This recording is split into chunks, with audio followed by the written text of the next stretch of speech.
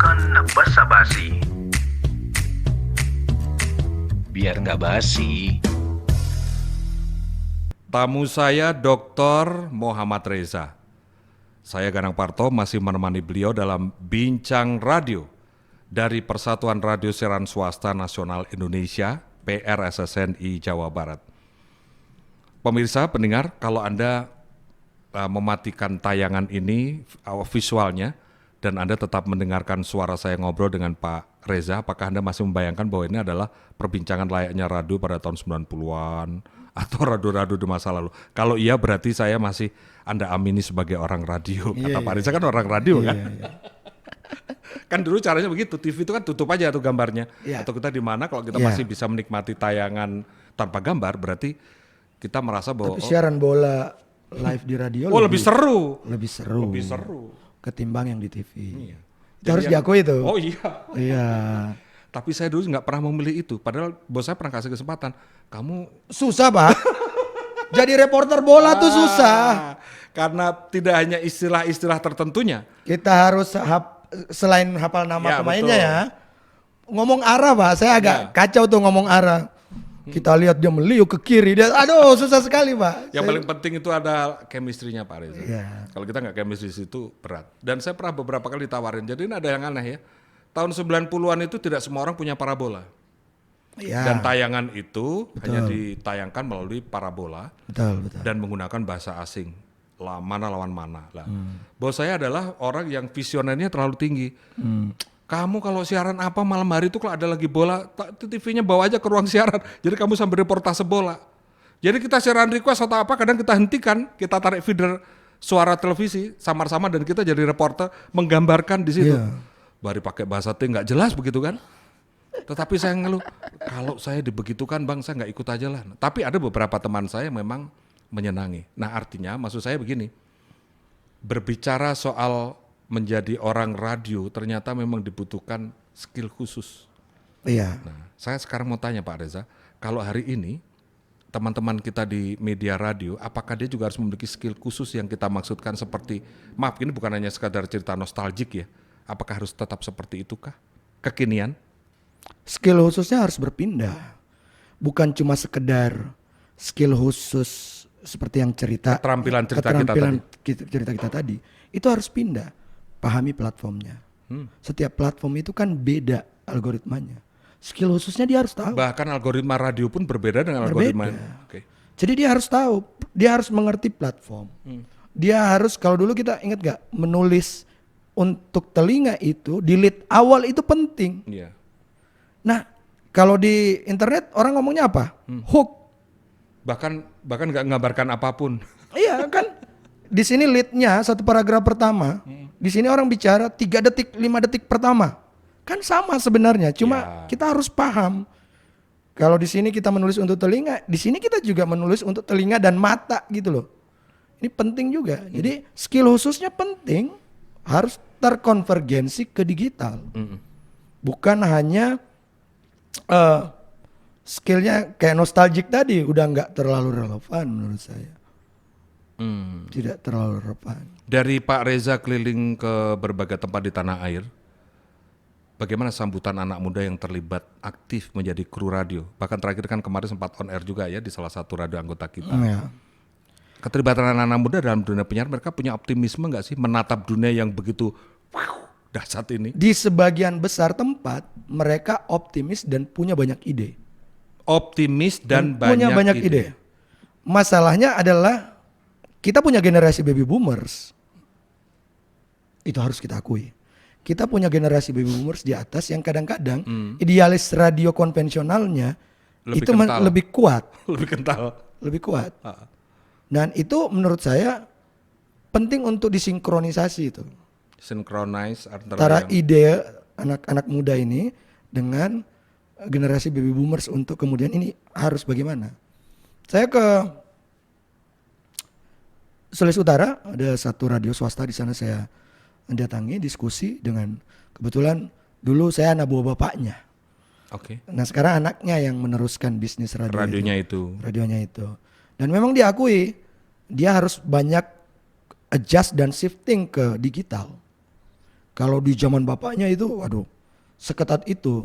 Betul, bapaknya udah meninggal, jadi dia banyak shifting ke digital. Karena teman-teman muda itu banyak sekali idenya menurut saya. Hanya tidak tertransformasikan dengan baik. Iya, tidak tertransformasikan ke best practice. Best practice-nya. Best practice-nya.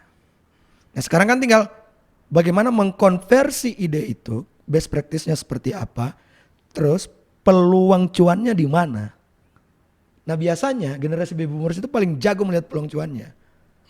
Yang jago meng-create program itu adalah generasi muda. Mereka punya ide yang banyak.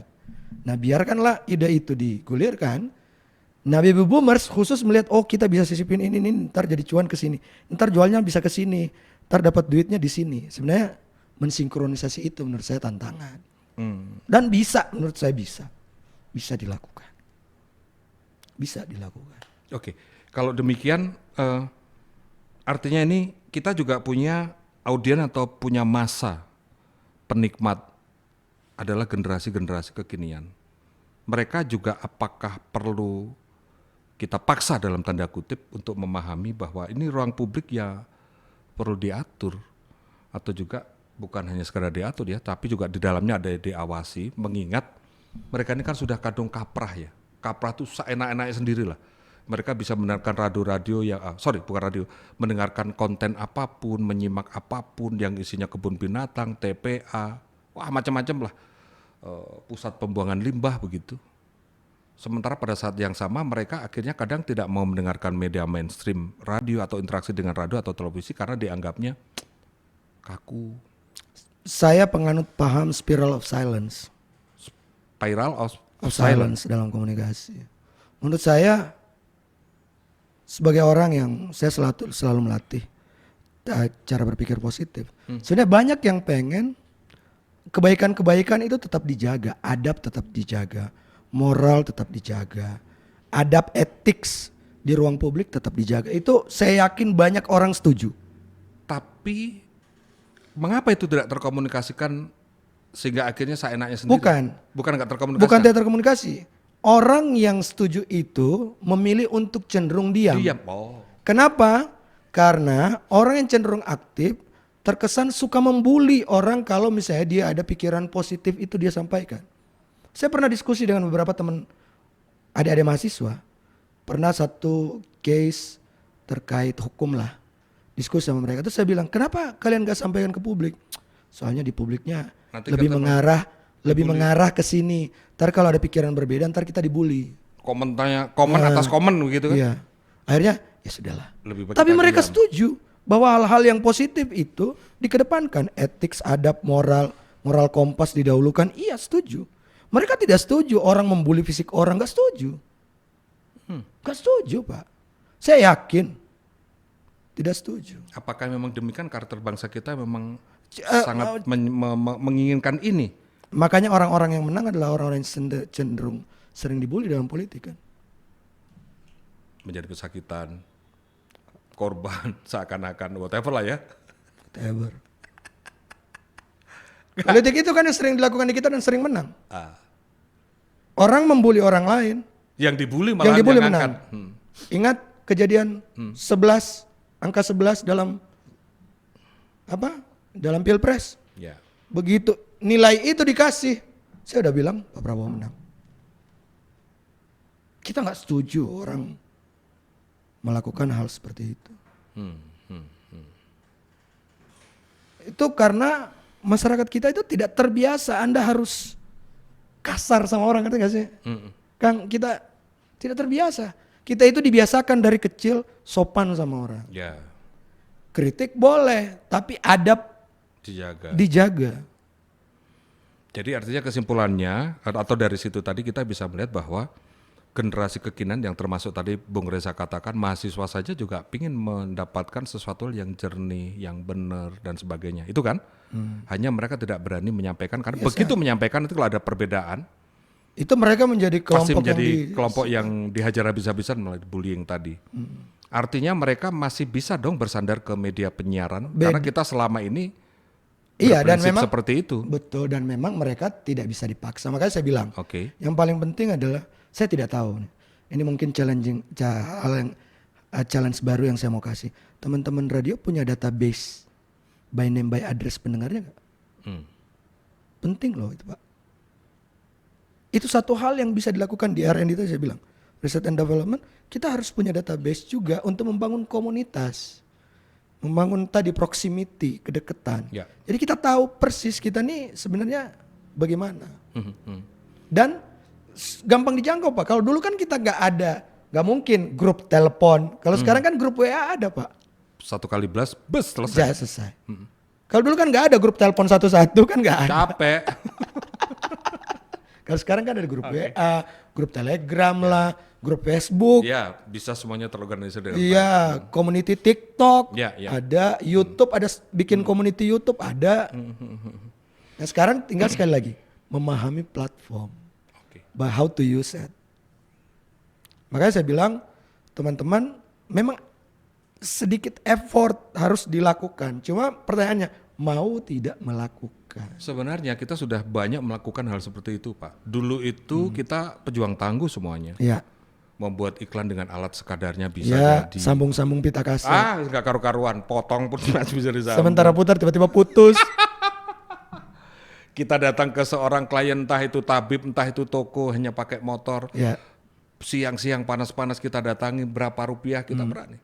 Sekarang kayaknya manja semua teman-teman. Makanya saya bilang bangun. Ini kayaknya juga teman-teman juga harus bangun menghadapi tantangan seperti ini. Pak Reza, perbincangan pengen saya atau panjang-panjangkan. yang paling ekstrim, regenerasi Pak. Oh, ganti. Ya kalau kita nggak ada ide baru, nggak mau kreatif, Selesai. regenerasi Pak. Selesai harus. Ini soal bisnis kan? Ya sorry, agak ekstrim. Pak Reza, saya ingin memanjang-panjangkan perbincangan. Ya. Tetapi saya dibatasi oleh kesempatan. Dan saya hanya ingin minta 2 pesan. Yang pertama untuk kawan-kawan praktisi dan pengelola penyiaran, utamanya radio. Dan yang kedua adalah untuk publik, untuk masyarakat. Nah 2 pesan ini apa yang ingin disampaikan Pak Reza dari mewakili KPI? Untuk teman-teman radio,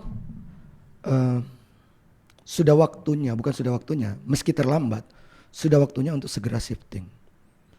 Sudah waktunya untuk memahami platform dan menggunakan itu. Segera, jangan kemudian menunggu. Butuh sedikit effort untuk banyak hal, riset, database, bertanya, kemudian mendiskus dan sedikit belajar dari orang-orang yang sudah memulai. Tidak masalah untuk kembali kita belajar lagi karena ini ada hal yang baru. Jangan malu bertanya, karena kalau malu bertanya, bisnis kita gulung tikar. Pasti. Di beberapa daerah saya sudah ketemu yang seperti itu. Untuk teman-teman di publik, menurut saya kita bersama-sama menjaga ruang publik.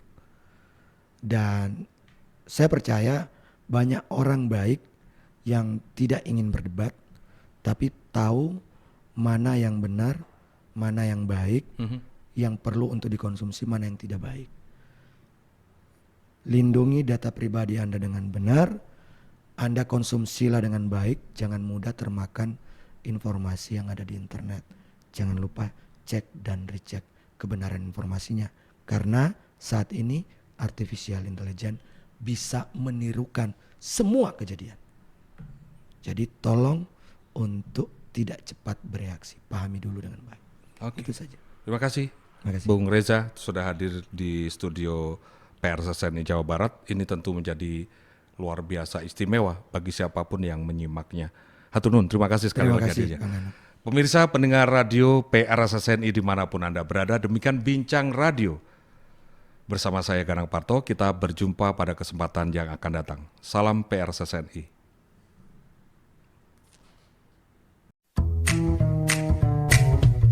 Bukan basa-basi. Biar nggak basi.